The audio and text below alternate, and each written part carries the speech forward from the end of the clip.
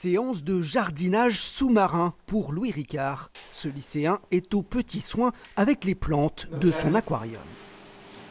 Il faut essayer de faire le plus symétrique possible de façon à ce qu'on puisse ne pas voir de petits bouts qui dépassent et que ça fasse quelque chose d'homogène.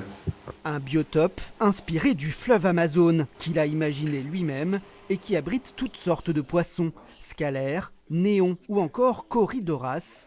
Un aquarium qui lui a permis de décrocher le titre de champion de France d'aquariophilie à 16 ans seulement. Moi, ce qui me plaît dans l'aquariophilie, c'est vraiment de les nourrir, les regarder, les entretenir. Entretenir le bac, tailler, c'est vraiment comme un jardin extérieur dans l'eau. Et c'est tout aussi compliqué, voire plus, parce qu'on ne sait pas vraiment à quoi ça pourrait ressembler dans le futur. Un amour des poissons que ce Dracénois a décidé de partager avec le grand public en lançant sa propre chaîne YouTube. Bonjour à tous, vous êtes bien sur la chaîne YouTube de Passion Aquariophilie. Donc aujourd'hui dans cette vidéo, je vais vous parler de cet aquarium que j'avais mis en eau il y a 3 mois et on va parler de son évolution.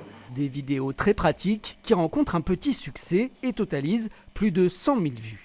Les vidéos qui marchent bien, donc c'est surtout de parler de l'entretien des aquariums, ce qu'on peut mettre dans un aquarium, les maladies, comment on les traite. Après, ce qui marche bien aussi, c'est la présentation d'espèces, surtout de poissons et de plantes. Et Louis ne s'arrête pas là, il vient d'ouvrir un compte TikTok dédié à sa passion. Une passion qu'il a pu mettre en pratique en travaillant l'été dernier dans une animalerie de Fréjus.